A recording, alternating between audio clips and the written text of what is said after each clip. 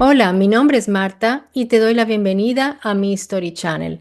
Gracias por haber acudido a este video, en el cual voy a empezar a profundizar y a sumergirnos entre las páginas de mi libro, de mi primer libro titulado Los Luminosos. Ya en un video reciente les pude hablar algo acerca de mi libro mediante una entrevista que me realizó mi hermano aquí en el canal, pero hoy nos vamos a adentrar aún más en el tema que logré tocar en esa entrevista, en el cual les pude hablar algo acerca del capítulo 11 del libro titulado Las Rutas Celestes y que se encuentra en la página 309. Aquí vamos a ampliar aún más porque no me voy a limitar solamente a decirles lo que hablo en el capítulo. Allí les estoy hablando efectivamente de rutas celestes, de las rutas celestes de los llamados dioses, que en realidad eran luminosos, brillantes, dingir. Cada uno en su lengua los denominaba así, como luminosos, brillantes. Tenemos también otros epítetos como poderosos, pero siempre estaban conectados con un brillo y con una luminosidad. Por eso titulé el libro Los Luminosos. Así que en este video vamos a tocar una incoherencia real que casi nadie se ha atrevido a formular porque se da por sentado y se repite constantemente.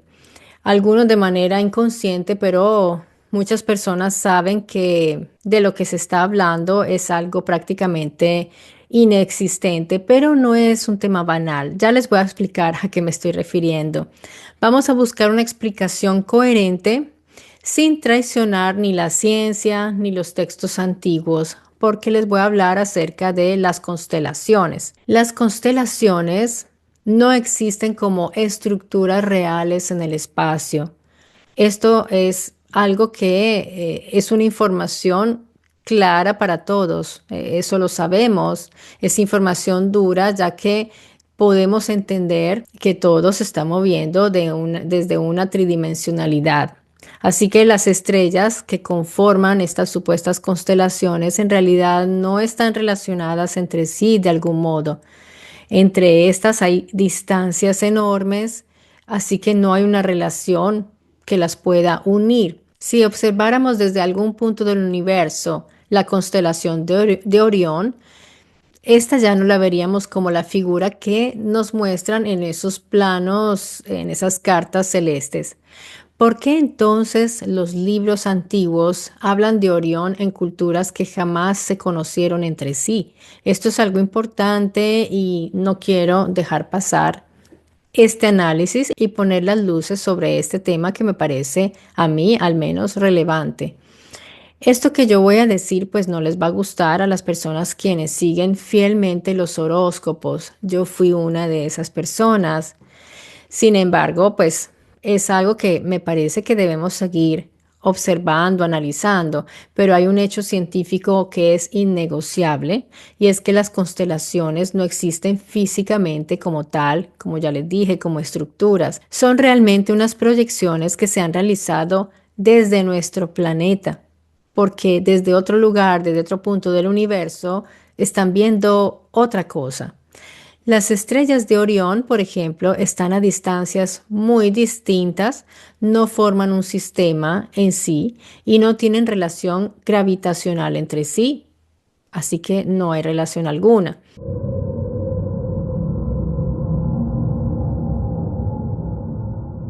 Entonces yo les voy a plantear aquí unas hipótesis, como les he dicho en repetidas ocasiones. Estas hipótesis no se pueden comprobar de manera que simplemente estamos especulando, estamos razonando a partir de unos datos reales. Podemos hacer estas hipótesis con especulación porque no lo podemos probar.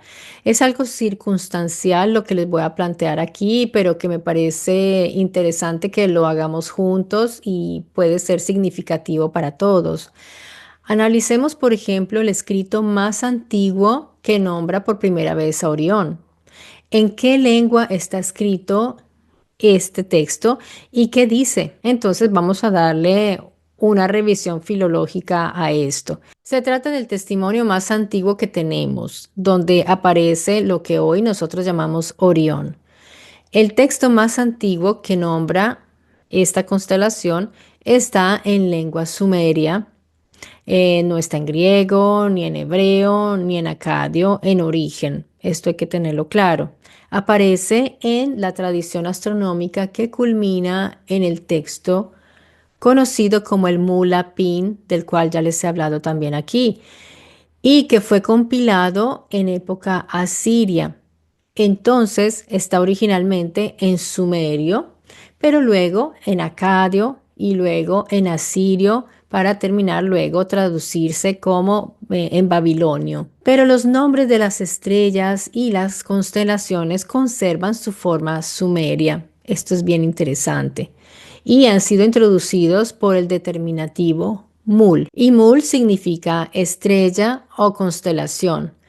Mul Apin significa literalmente la estrella del arado y Apin significa arado. Entonces, orden del mundo, creación también. Esto según pues lo que han concluido los estudiosos que han observado a la civilización sumeria durante mucho tiempo. Ellos consideran que se habla de arado en un sentido de orden del mundo y de creación.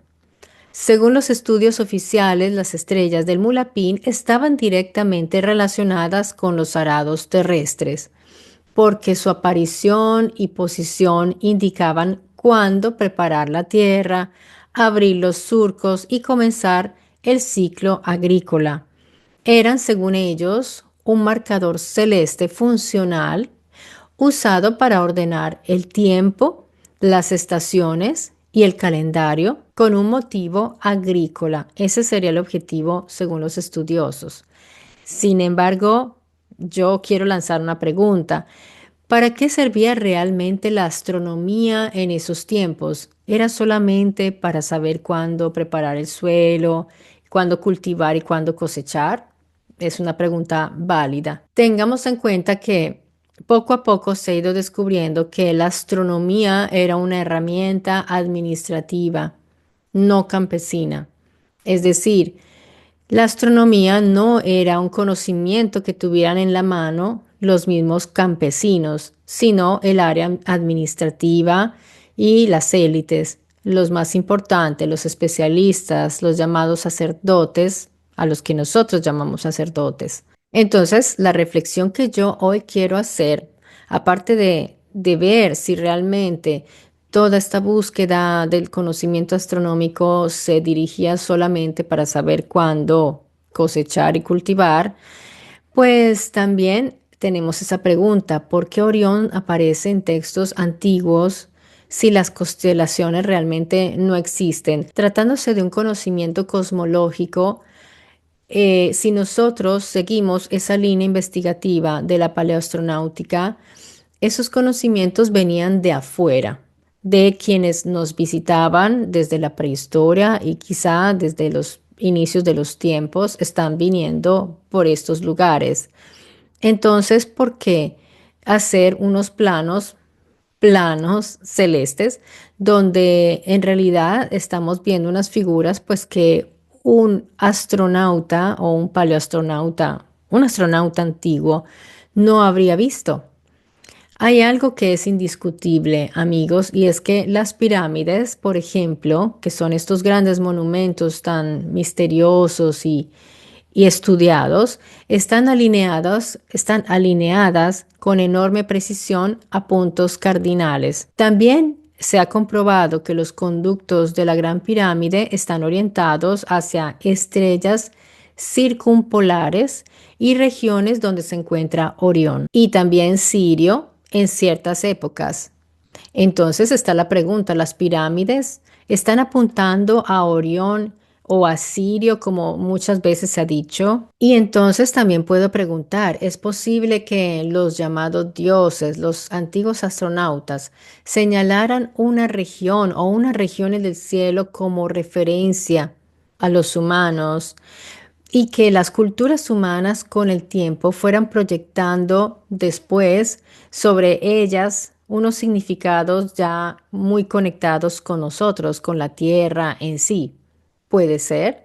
Si alguien quisiera enseñar orientación celeste a los humanos, alguien que viniera de afuera, sin instrumentos, esas regiones son ideales. ¿Por qué? Porque, por ejemplo, el cinturón de Orión tiene unas características que son únicas. Son esas tres brillantes, esas tres estrellas brillantes, el llamado cinturón de Orión, que son muy visibles. Están casi perfectamente alineadas estas tres estrellas. Son visibles desde ambos hemisferios, o sea que siempre se van a ver. Son también fáciles de señalar con el dedo, o sea, a simple vista, sin necesidad de instrumentos. Y es imposible de confundir con otras regiones, siempre las vemos allí. Así que es indiscutible que los egipcios construyeran con estas correspondencias astronómicas y que realizaran templos orientados, templos que hoy día llaman rituales, pero son más como unos marcadores astronómicos. También han tenido unos usos prácticos todavía más importantes para las personas que estaban allí, para quienes se movían en esa región, y eso ha sido muy estudiado por las características, los materiales y el interior de la Gran Pirámide que ha sido tan estudiada.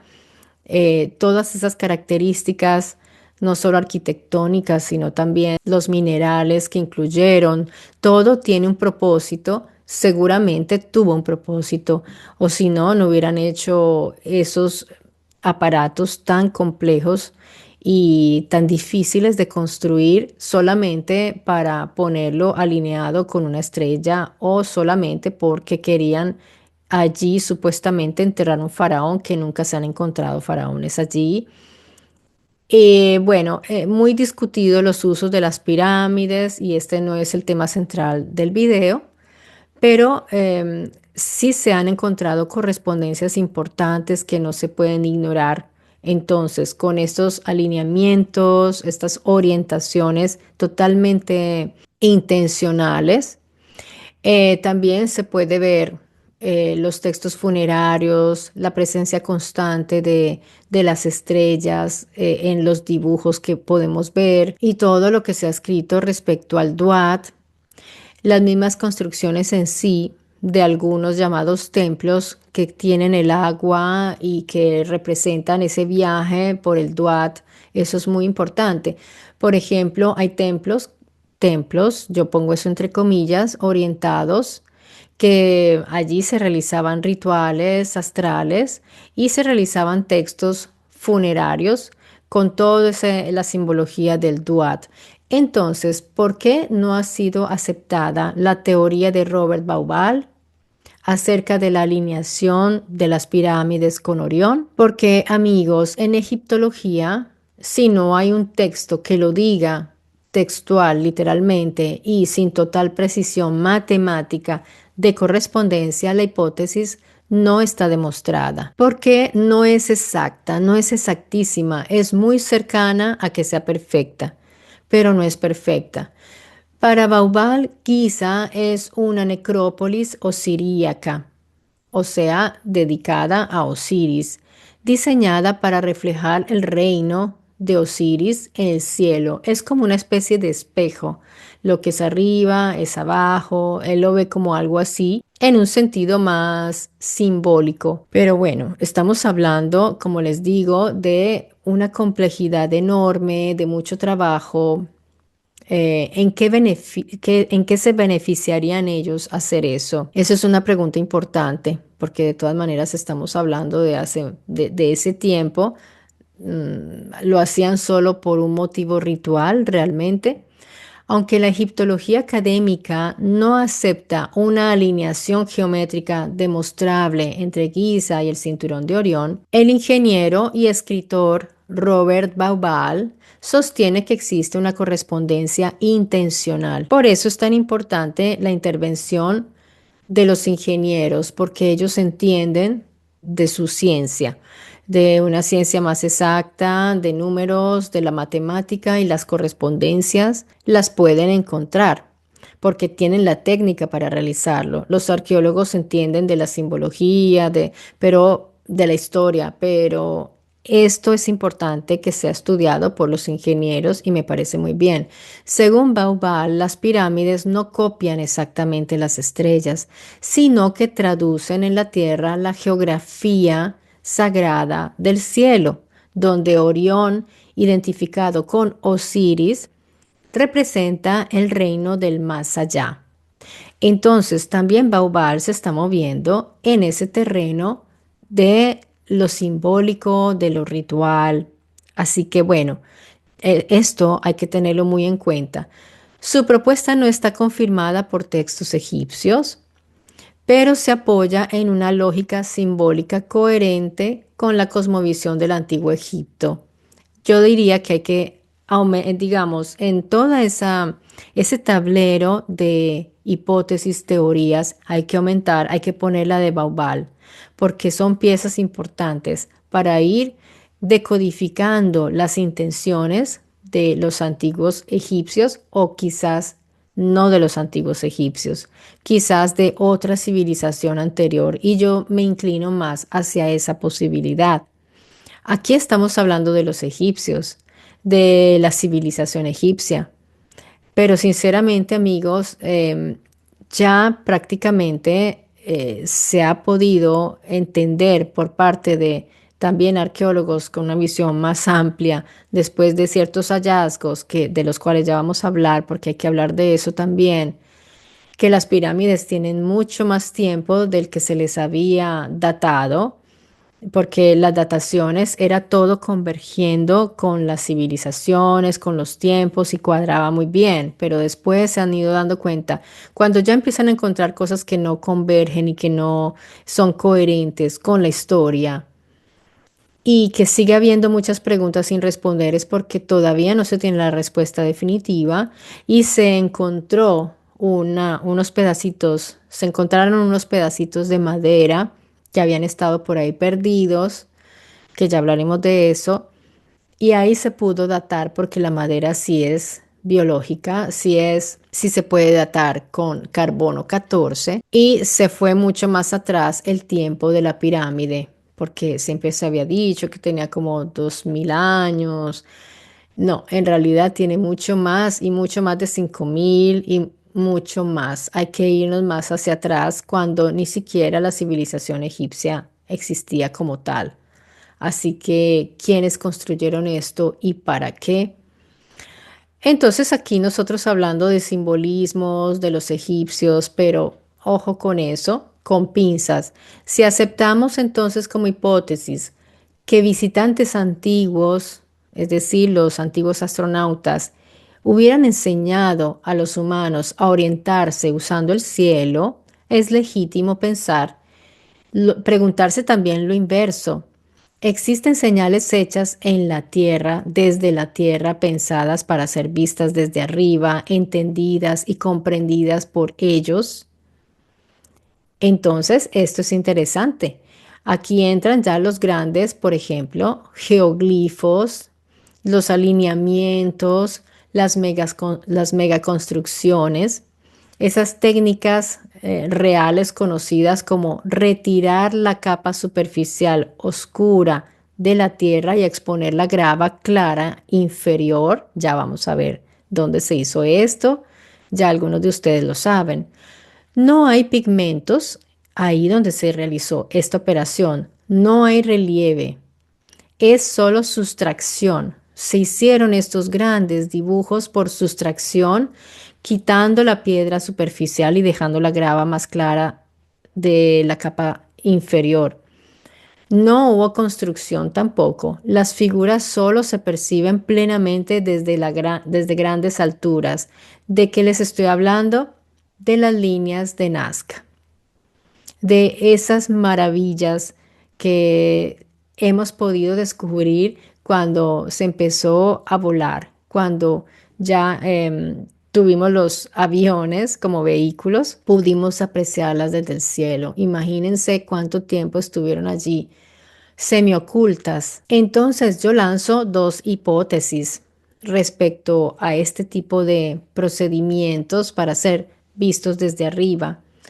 Por ejemplo, en el caso de las líneas de Nazca, yo pienso que es posible que una nave que se mantenía suspendida pudiera mantenerse en posición aérea estable, como hemos visto muchas veces a los UAP o UOVNIs, los objetos no identificados, que pueden estar estables y sin moverse. Y que ellos proyectaran desde arriba como un haz de luz que delimitara y pudiera indicarles cómo realizar el dibujo, realizando un contorno luminoso continuo o puntos de referencia secuenciales, porque es muy preciso. Ahí hay una precisión impresionante que eso con torrecitas y indicaciones, no sé cómo lo han querido ellos sugerir que lo hicieron. Estamos hablando de cientos de metros de dibujo, no estamos hablando de distancias pequeñas, son unos mega dibujos que se pueden ver desde arriba. ¿Qué ventajas técnicas tendría esto? Pues no requiere que los humanos comprendan la figura completa. Los humanos que hicieron, si esto lo hicieron los humanos de esa región, ellos no estaban ni siquiera comprendiendo qué estaban haciendo. Entonces se mantenía en secreto. Ellos solo pensarían después que era algo sagrado. ¿Por qué? Porque lo hicieron los dioses. Y eso permitía una gran precisión, realizarlo de esta manera. Había la continuidad de líneas, no habría errores para nada y las proporciones son perfectas. Para gran escala son perfectas y eso es muy difícil de lograr. Así que esto explicaría por qué las figuras complejas como el colibrí, el mono y la araña, igual que las curvas largas sin distorsiones y esa coherencia geométrica, todo eso se explicaría si se hubiera hecho así, por ejemplo.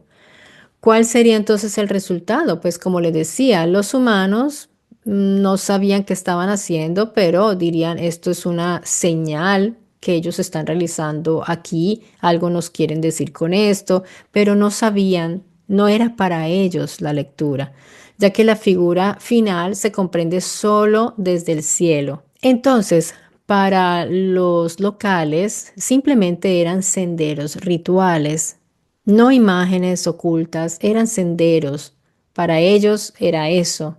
Podrían recorrerse caminando. De hecho, han encontrado huellitas de las personas que caminaban y lo recorrían. No eran dibujos para ellos, sino espacios sagrados.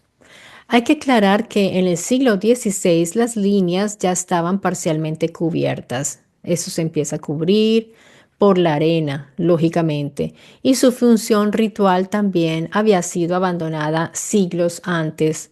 Se fue perdiendo. Entonces los indígenas que encontraron los españoles no eran los mismos que habían realizado esto si lo hicieron los indígenas. Los Nazca clásicos pertenecían a otras tradiciones culturales posteriores. Por lo tanto, cuando los españoles llegaron, ya no había memoria viva, clara, del propósito original de estas figuras. Hay un testimonio, por ejemplo, hay varios. El testimonio de un explorador, cronista y soldado español del siglo XVI, Pedro Cieza, de León, quien al ver las líneas de Nazca las llamó señales y caminos antiguos en los arenales. Entonces, miren desde el punto de vista humano que eran unas señales y caminos antiguos. También las llamó marcas largas hechas en el suelo. No sabían qué era. Las entiende como caminos antiguos, restos de calzadas también. Y en el fondo, de algún modo, pues sí lo eran. Pues sí lo eran. Porque ya vamos a ver por qué. Por ejemplo, para Luis Monzón, quien era un cronista español del siglo XVI y residió en el Virreinato del Perú, se trataba de rayas y trazos. Él fue más minimalista. En el desierto, rayas y trazos en el desierto. Él las asociaba a delimitaciones territoriales, caminos ceremoniales antiguos. En cambio, Paul Kosok un historiador y antropólogo estadounidense, quien las observó ya desde el aire, declaró: "Este es el libro de astronomía más grande del mundo". Miren, para mí esto es un clarísimo ejemplo de lo que nosotros vivimos con la arqueología, la historia, con todo lo que nosotros estudiamos, la antropología. ¿Por qué? Porque al inicio vemos solo rayas, caminos, senderos, rituales en la arena. Eso es lo que vemos. Cuando vemos desde arriba, vemos otra cosa. Y aquí estoy hablando ya no en términos literales, porque toda esta historia es literal. Pero si lo ampliamos a toda nuestra historia y la antropología y todo lo que sabemos respecto a los egipcios, a los babilonios, a los sumerios, a toda nuestra historia, incluyendo la prehistoria, ha sucedido esto. Hay personas que pueden de alguna manera ver todo desde arriba porque van más allá de lo obvio, de lo corriente y de lo que siempre hemos visto, de esa línea que se repite y se repite. Alguien siempre tiene una visión que está más arriba y ve otra cosa. Si este señor no hubiera subido sobre un avión y lo hubiera de alguna manera intuido, le hubieran reído en la cara hasta que existieran los aviones para poderlo ver desde arriba. Eso es lo que siempre ha sucedido, amigos.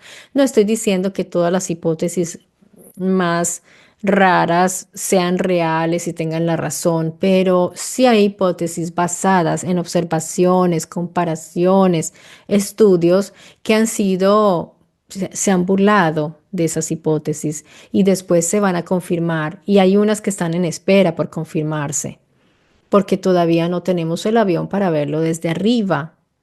Por ejemplo, en el caso de María Rey, que ella desde 1903 a 1998, su vida, fue una matemática y arqueóloga alemana. Ella las consideraba como una cartografía. Ya se va avanzando. Las defiende durante décadas. Ella fue una gran defensora de estas líneas, las protegió y las interpretó como un calendario astronómico y un sistema ritual, siempre hacia lo ritual. Hasta ahí llegan porque ir más allá, ya como lo hago yo, que no soy una historiadora, antropóloga, arqueóloga, y digamos que de todo lo que he visto, me siento con la libertad de decir que en realidad sí hemos tenido visitas de antiguos astronautas. Entonces, yo no hablo de rituales en el sentido de el motivo original. No era algo ritual. El motivo original siempre se va a olvidar y se va a convertir en algo ritual. Es como las pirámides cuando llegan después. Los egipcios lo convierten en algo ritual porque para ellos eso lo hicieron los dioses. Y así se repite en Teotihuacán, en todos los lugares de Mesoamérica, de todo el mundo, donde han encontrado pirámides o basamentos o las zigurats, siempre le damos un valor ritual, funerario, porque es el modo de verlo nosotros, pero desde un punto de vista más arriba, más allá, quizás no era eso. Fue usado después así. Fueron los usos posteriores que se le dieron como algo ritual. Lo que sí es contundente es que nadie, ni indígena ni español, las comprendió como imágenes hasta la observación aérea moderna. Nadie llegó a intuir que eran imágenes. Eran caminos, eran líneas. Ahí estaríamos todavía si no tuviéramos la aeronáutica, ahí estaríamos todavía. Desde el momento en que son vistas desde lo alto, las líneas ya aparecen como un sistema visual, solo cuando el humano adopta una perspectiva aérea. El mensaje no está dirigido al observador terrestre común y eso es ya clarísimo. Entonces yo pienso, amigos, que de la mano de los antiguos maestros, porque también fueron maestros, porque siempre que se habla de los antiguos llamados dioses, se habla de una manera con rabia, porque nos trataron de un cierto modo, porque hicieron cosas terribles, algunos, no todos, pero también algunos enseñaron. Algunos que estuvieron en otros territorios dejaron una información muy valiosa y conocimiento. No todos eran guerreros solamente. De modo que de la mano de estos antiguos maestros, el ser humano desarrolló también esa misma gramática simbólica en distintos soportes. Por ejemplo, aunque las constelaciones no existen como formaciones conexas entre las estrellas desde el plano celeste, el humano sí las puede distinguir. Entonces, los luminosos, así les llamo yo porque así están escritos, les enseñaron a los humanos a identificar esas zonas del plano celeste. Quizás cuando les preguntaban de dónde venían, quizás les decían, ustedes, ¿dónde está su casa? Y ellos les señalaban. Y para tener una comunicación con los humanos, les decían, miren, estas tres. Luego, ustedes ven, por ejemplo, los Dogon dibujan el sistema sirio en la arena. Así lo hacían ellos para hacerse entender. Esto es allá. Entonces, es un modo de comunicar muy simple que no necesitas ni siquiera de conocer la lengua del otro, porque es visual. La comunicación visual fue la primera en el mundo y en el universo. Nosotros hemos estado recibiendo mensajes desde el universo desde siempre, porque nosotros somos producto del universo. Fuimos producidos en un lugar del universo que no sabemos cuál es, pero nos pusieron aquí. Así que es bastante importante comprender que no somos los únicos y que se está manejando un sistema de comunicación universal y que somos parte de eso. No debemos sentirnos aislados. Luego nuestros ancestros ellos le fueron dando significados a estos dibujos que hacían. Entonces, este es el pastor, entonces este es el gigante, así que ese de allí es el antílope, porque son realidades humanas, son comprendidos por los humanos. Los humanos se apropian de ese lenguaje y de todo esto que ven desde aquí. Ya luego los humanos aprenden a relacionar sucesos celestes con los ciclos terrestres por observación, porque se dan cuenta que también están coordinados con momentos de siembra, con momentos de lluvia, bueno, en fin. Pero tenemos que entender que existe un sistema de monumentos tan complejos que no podemos pensar que esos observatorios Maya y todos esos lugares para observar los cielos, como en Cerdeña, por ejemplo, marcadores astronómicos se hayan hecho solo para saber cuándo ir a recoger el maíz o la manzanita. Eso ya pienso que hay que dejarlo un poco al lado, porque además, si nosotros vemos en el lenguaje antiguo egipcio, hay también un sistema numérico que es astronómico. ¿Por qué hacer números astronómicos donde solamente tienes que medir la parcela, que al máximo serán kilómetros, pero no números astronómicos? Y eso es una señal de la arqueoastronomía que muchos no han querido aceptar, porque la arqueoastronomía muchos no la aceptan todavía, les parece que es un invento sacado del sombrero, pero en realidad es necesaria para poder ver todas estas señales. Y además, esto nos confirma que el humano está hecho para aprender. El ser humano aprende. Eso es parte de nosotros, de nuestro diseño del cerebro. Está hecho es para aprender. Nosotros no nacemos aprendidos ya con todo el chip, no. No nacemos ya con la información que necesitamos para comprender todo. Nacemos es para aprender. Y ellos lo sabían y nos enseñaban. Así que tal vez pues se trató más bien de comunicación bilateral, no unilateral. Y tampoco era simplemente espejos lo que estaban haciendo ellos, reflejando lo de arriba abajo. Ellos estaban era comunicando desde abajo con lo de arriba. Yo cambiaría esa frase tan, tan bella de Hermes, que dice tal como es arriba, es abajo. Me encanta esa frase y es una frase hermética que usan muchísimo las personas muy espirituales y que observan mucho ese mundo de lo espiritual. Yo diría más bien que los de abajo comunicaban con los de arriba y los de arriba comunicaban con los de abajo. Es algo práctico y yo diría que está ya muy obvio. Hoy día ya lo podemos saber como algo confirmado. Me dirán, no hay pruebas, pero ¿quién se pone a hacer unos dibujos tan difíciles y además están hechos perfectamente? Están hechos desde arriba.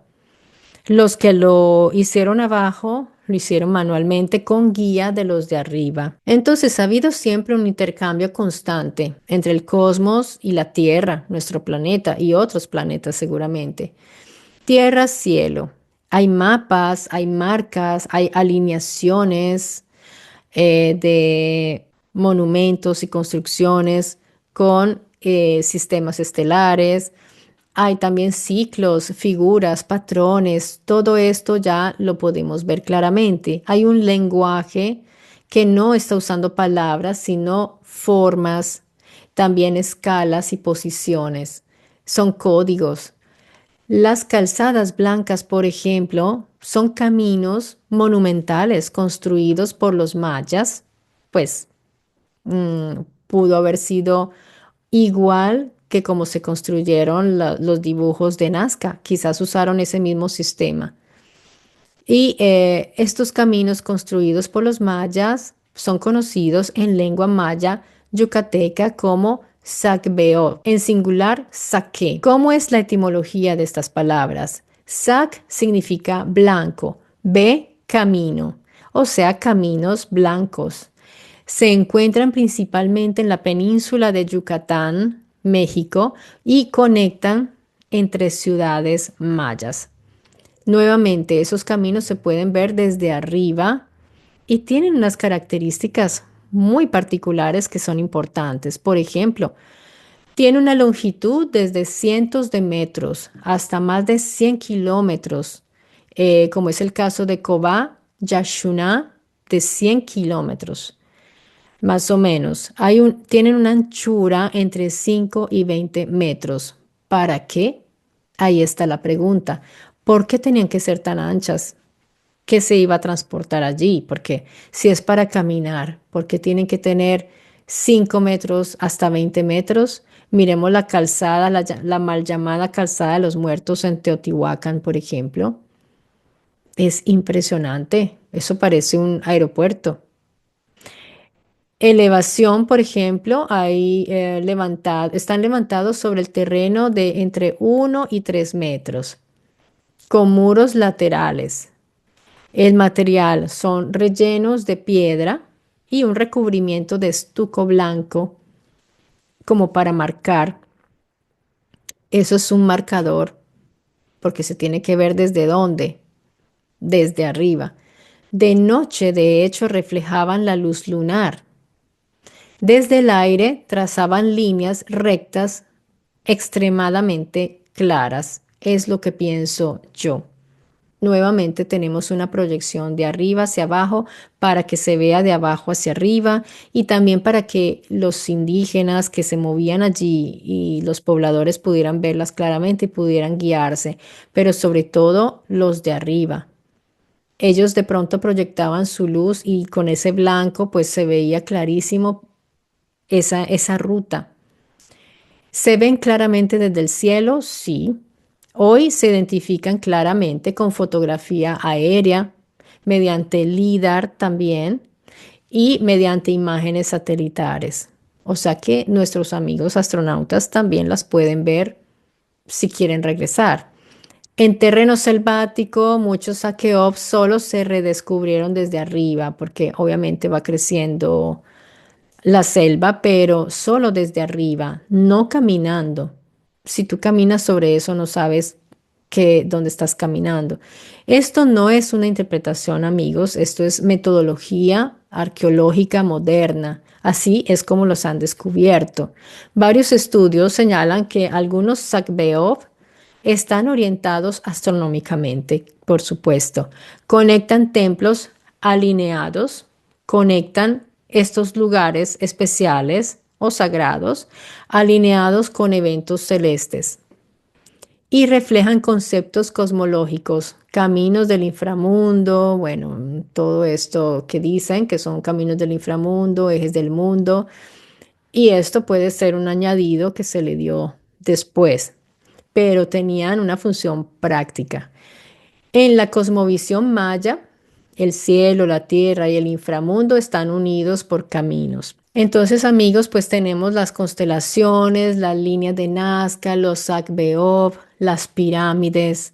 Todos estos son sistemas de señalación a gran escala para que se vean desde arriba. Las culturas antiguas no solo miraban el cielo, sino que correspondían a ese cielo. Sí, porque cuando ellos venían tenían que ser vistos, ¿no? Ustedes, por ejemplo, fíjense en Caral. Eso es hermoso. Caral tiene un diseño que es una cosa extraordinaria y son el lugar más antiguo, sagrado, siempre sagrado, porque son lugares especiales, apartados y escogidos, sí, son sagrados. Caral, por ejemplo, seguramente era uno de esos lugares donde ellos venían y era visible desde arriba, con esas formas bellísimas que recuerdan mucho también como a naves espaciales. Eso es una cosa hermosa, pero bueno, eso es digamos, una asociación que yo estoy haciendo ahorita. Pero tenían estas grandísimas calderas con fuego, ¿para qué? Para ser vistas desde arriba y atraerlos con la luz y el humo. Llegaban seguramente allí en un lugar apartado, físicamente apartado, y allí acudían a reunirse, no vivían allí. Seguramente allí se encontraban con sus visitantes, sus luminosos, los que llegaban a ese lugar. En textos sumerios aparece la idea de tránsito divino, por ejemplo, está esa idea, ese concepto. Los dingir o brillantes recorren sus caminos establecidos. Miren que hablan de caminos establecidos. La raíz cascal en sumerio significa camino, ruta, trayecto, viaje. Es la misma palabra usada para caminos terrestres. Igual, viajes divinos, trayectorias rituales. Un dato interesante es que los sumerios no separaban los caminos del cielo con los caminos de la tierra. Ambos eran cascal. Ellos lo tenían claro. Había unas rutas celestes, así como unas rutas terrestres. En los textos sumerio-acadios se describen los caminos del cielo, como el de Anu, Enlil y Ea. Los del cielo eran los caminos de Anu. Los intermedios eran Enlil y ya los de las aguas, por ejemplo, y subterráneos eran Ea, porque hay caminos subterráneos también. Hay rutas subterráneas y existen desde la antigüedad. Se han hecho ciudades subterráneas, así que existen esos caminos subterráneos. Se han encontrado muchas galerías que no se sabe quiénes las han hecho y para qué. Por donde transitan los dingir. Por estas rutas transitaban los dingir. Por ejemplo, en el caso de las rutas subterráneas están los señores de Xibalbá. Tenemos estos señores de Xibalbá y habrá otros seguramente. Entonces, como les decía, en los cilindros de Gudea tenemos a estos cascal, que son los caminos Dingir Ra. Cascal Dingir Ra significa los caminos de los dioses. Dioses no, los luminosos, los brillantes, porque Dingir no significa dioses. Y esto lo tengo que estar aclarando todo el tiempo para que vamos concientizándonos de que la palabra dioses en la antigüedad no existía.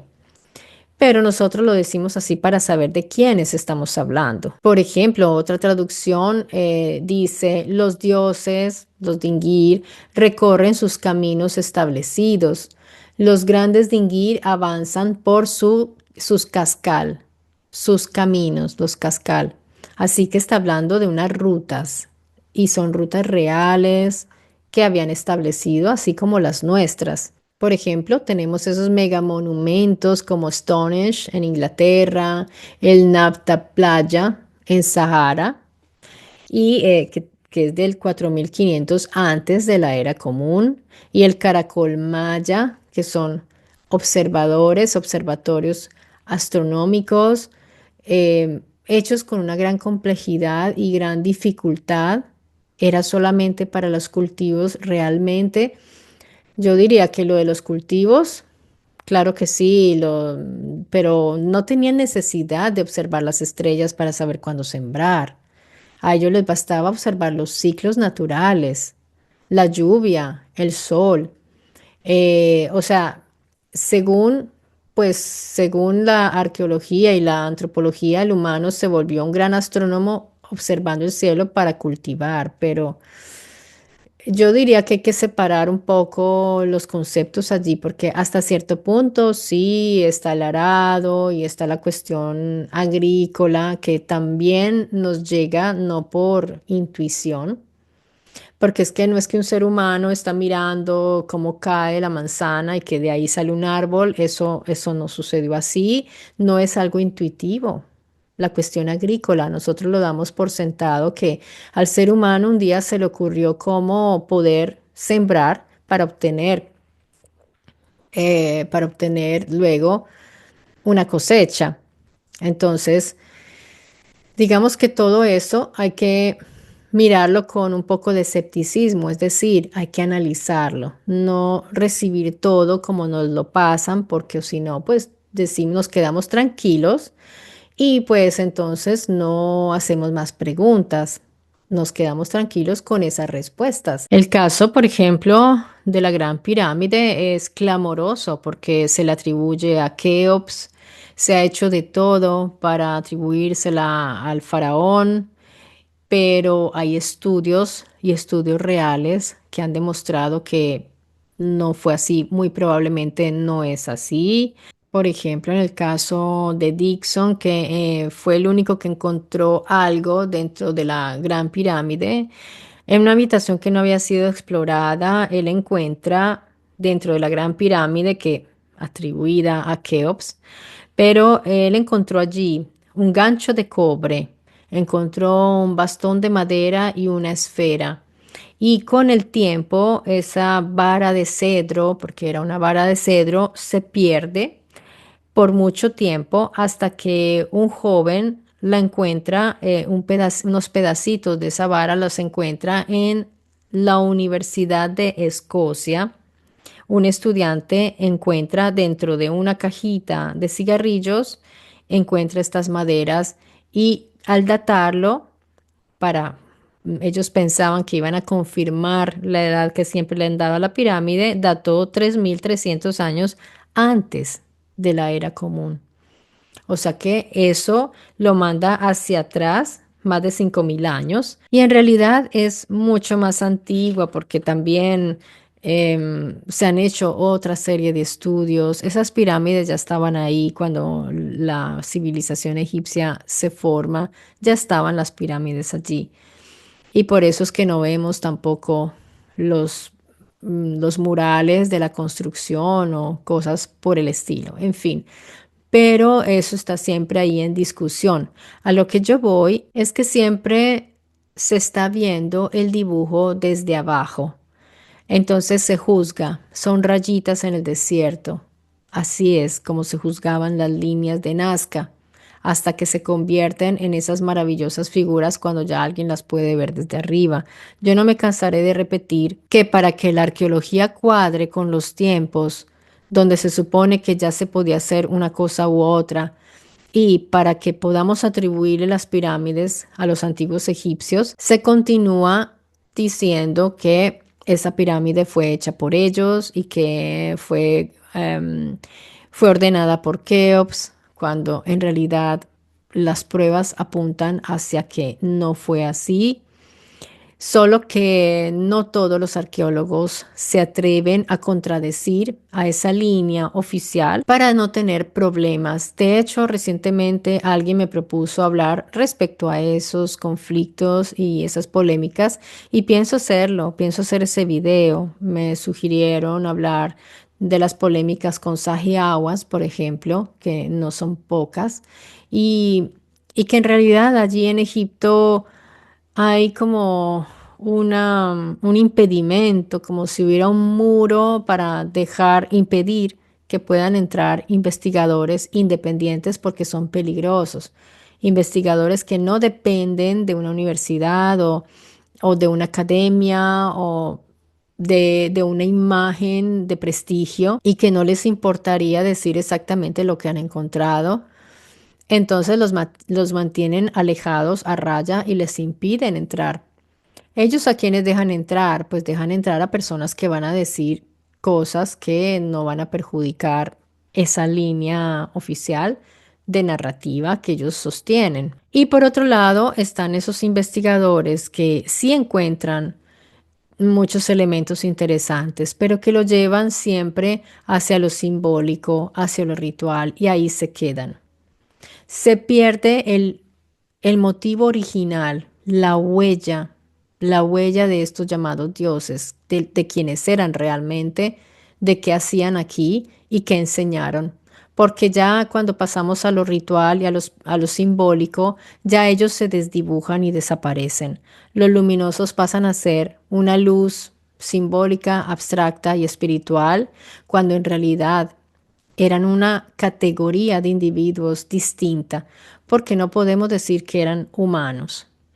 Tienen unas características y también una tecnología que seguramente no venía de la Tierra, no eran de la Tierra, venían de afuera, que algunos dicen que eran humanos más evolucionados que se fueron en algún momento, esto sí ya yo no lo puedo decir. Quizás tengan razón, esa es, digamos, otra teoría, pero yo pienso que no lo sé. Bueno, no puedo, no tengo las pruebas si eran humanos o no. Yo siento que no, por las características que tenían, pero el ser humano un día va a tener unas características bastante distintivas, distintas a como somos hoy, porque vamos a realizar manipulación genética y nos vamos a convertir en otra cosa. Este es el transhumanismo y ya lo estamos viviendo. Ya estamos a punto de prolongar nuestra vida, de intervenirnos, de manera que un día vamos a poder respirar bajo el agua, vamos a poder dar saltos impresionantes, a tener una fuerza descomunal, a poder ver más allá de las paredes, en fin. Eso no es ciencia ficción ni son cómics, eso es real porque se puede llegar a todo eso mediante manipulación genética y mediante la implantación de dispositivos que nos permita, como les decía, ver a través de los muros con rayos X o tener un oído extraordinario, porque eso lo puede hacer la tecnología y no es fantasía. Si no nos destruimos antes con estas guerras que los señores que están gobernando, que son psicopáticos, no se adelantan de pronto para hacer un reset, porque estamos avanzando bastante. Sin embargo, tecnológicamente estamos muy atrasados porque nos mantienen así, porque a ellos les conviene todavía seguir con la historia del petróleo y de todos esos materiales fósiles que ya ni siquiera tendríamos que usar. Ahí está, ya asesinaron a un joven que había descubierto algo respecto al sol artificial, que esa será después la carrera tecnológica de cada país, que potencialmente podría darnos energía a toda la Tierra, pero seguramente no son tan generosos. Siempre van a estar, van a tener motivos siempre para hacer guerras, porque las guerras son útiles. Las guerras pueden permitir hacer resets, pueden permitir imponer leyes nuevas, pueden permitir también, aparte de todo el dinero que mueven, la guerra es muy útil para ellos, por eso no las abandonan. Bueno, amigos, después de todos estos razonamientos, yo espero sus comentarios, sus opiniones respecto a lo de las constelaciones. Es interesante porque seguramente los astronautas ni antiguos ni modernos, contemporáneos, se han guiado con las supuestas constelaciones, que pues no existe tal. Pero si debiéramos pensar hoy en guiarnos en el cielo, ¿qué usan los astronautas hoy? Por ejemplo, pues usan los GPS cerca de la Tierra, cuando están cerca de la Tierra, porque no hemos ido más allá tampoco. Usarían giroscopios inerciales, relojes atómicos, rastreo por radio, referencias estelares. Sí, debe haber referencias estelares o star trackers, de manera que las estrellas siguen siendo una referencia importante. Y una nave interestelar, cómo se guiaría hoy una nave interestelar? Digamos que Tracy Atlas fuera una nave nodriza o un aparato tecnológico, ¿cómo se podría guiar Tracy Atlas, por ejemplo? Por medio de púlsares que son llamados faros cósmicos. Y es muy curioso porque, de hecho, Tracy Atlas en algunos momentos tuvo unos púlsares que fueron vistos y dijeron, se comporta como un faro. Entonces, en ese caso, por ejemplo, estaría mandando señales a otro objeto, a otro receptor, llamémoslo así. También usarían mapas de radiación, por ejemplo, firmas gravitacionales. Ellos conocían, bueno, si Tracy Atlas estaba siendo guiado por una inteligencia, se estaba guiando por medio de unas firmas gravitacionales. Curiosamente, no estaba no estaba ligado a ninguna gravitación, ninguna línea gravitacional de nosotros, pero quizás estaba buscando otra y ya tenía ese camino ya lo estaba siguiendo. Se manejaba como quería, cambiaba de dirección, porque nosotros no sabemos qué ruta está siguiendo este objeto y está siguiendo una ruta claramente, con un destino. También se movería por medio de espectros estelares, se guiaría, y por referencias galácticas. Siempre importante. Las constelaciones no servirían, amigos, porque no existen, pero sí las regiones que son estables y que llevan patrones repetibles. Esos son los puntos de guía que podría tener, según podemos nosotros saber hoy, unos viajeros intergalácticos. Entonces, Tracy Atlas tiene su propio NACBA. Está siguiendo su propia ruta, como los caminos blancos maya.